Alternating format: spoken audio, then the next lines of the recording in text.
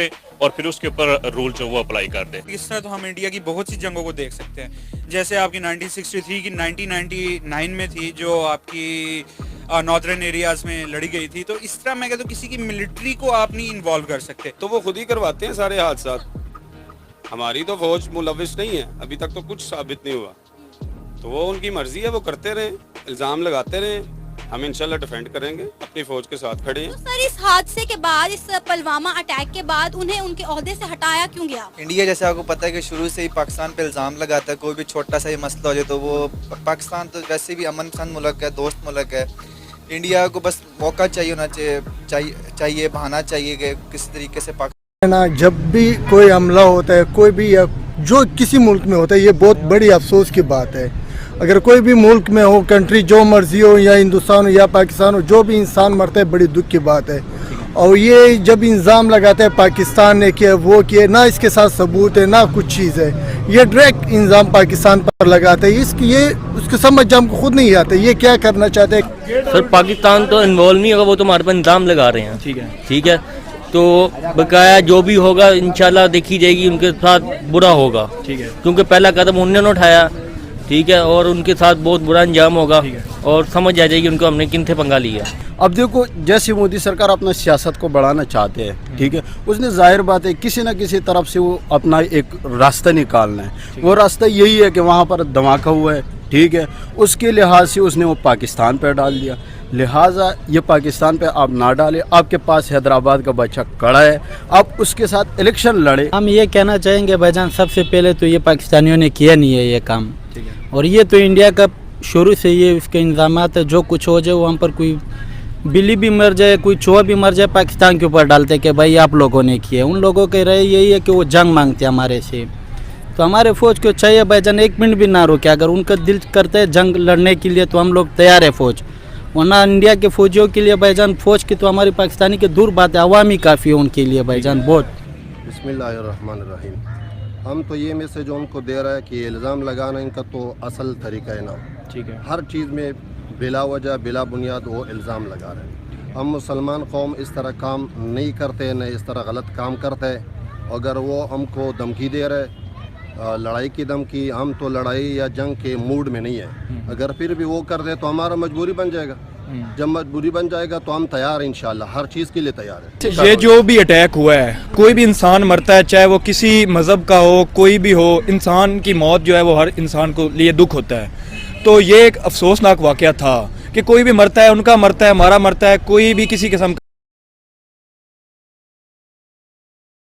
کیا کہنا ہے؟ السلام علیکم. جی وعلیکم السلام. آپ کا نام؟ معظم خان.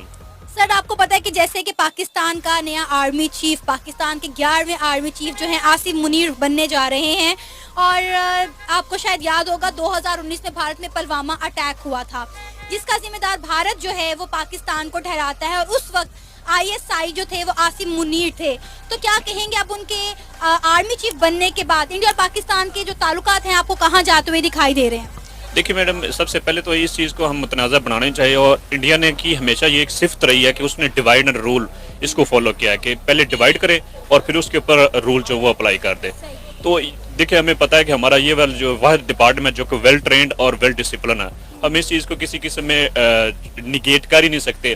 اور جو بھی ہمارے ملک کے لیے جو ہماری عوام کے لیے جو بہتر ہے، اور انہوں نے جو یہ فیصلہ کیا وہ بہت زبردست ہے، اس میں کوئی دو رائے ہے ہی نہیں. تو کیا لگتا ہے اب ان کے آرمی چیف آنے کے بعد کیا انڈیا کی جو آرمی ہے یا ملٹری ہے وہ ان کے ہر ایکٹ پر نظر رکھے گی؟ کیونکہ وہ تو ڈیفینیٹلی اس پلوامہ اٹیک کا ذمہ دار ہی ان کو ٹھہراتے ہیں، کہتے ہیں ان کا کنیکشن ہے ان چیزوں کے ساتھ. انڈیا میں جو بھی کچھ ہوا ان کا ذمہ دار وہ اس کو ٹھہراتے ہیں، ان کا ملبہ ان پر ڈالتے ہیں.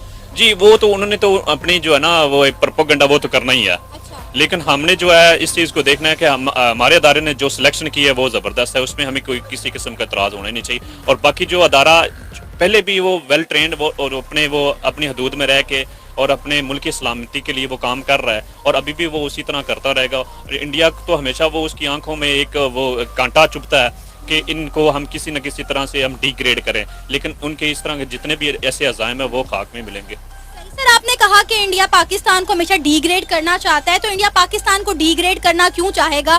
इंडिया दुनिया की 5वीं बड़ी इकॉनमी बन चुका है और पाकिस्तान की मौशियत किस तरफ जा रही है वो तो आप देख रहे हैं। हमने तो अपने मुल्क को खुद डिग्रेड कर दिया, किसी और ने क्या करना है? जी बिल्कुल ऐसे ही है। उनका जो मेन सबसे ज़्यादा जो डिस्प्यूटेड जगह है वो कश्मीर है। अगर कश्मीर का मसला हल होता है तो ये सारा इस पूरे खिते में जो है ना मुआशी हालात बेहतर हो सकते हैं। वो इसको करना नहीं चाह रहे और उनकी जो राय एजेंसीज हैं तो वो इस पे कोई बड़ा वो एक बैड इम्पैक्ट पड़ रहा है हमारे इस खासकर इस एशिया खिते पे।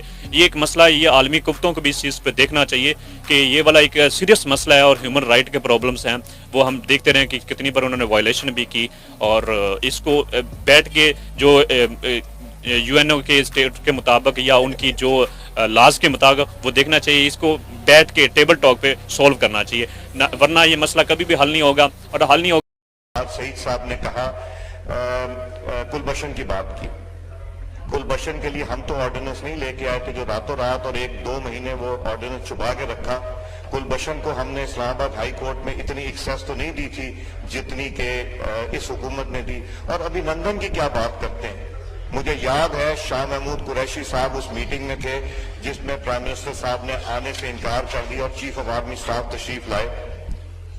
पैर कांप रहे थे, पसीने माथे पे थे और हमसे शाह महमूद साहब ने कहा, फॉरेन मिनिस्टर साहब ने, कि खुदा का वास्ता है अब इसको वापस जाने दें क्योंकि 9 बजे रात को हिंदुस्तान पाकिस्तान पे अटैक कर रहा है।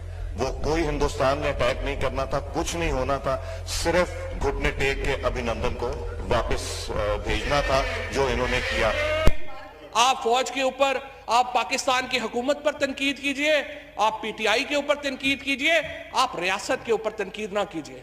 अयाज सादिक साहब ने कल यहां पर बात की, कह रहे थे पहली बात तो यह है मुझे तो समझ नहीं आती, अगर आप एक एक्टिविटी में आप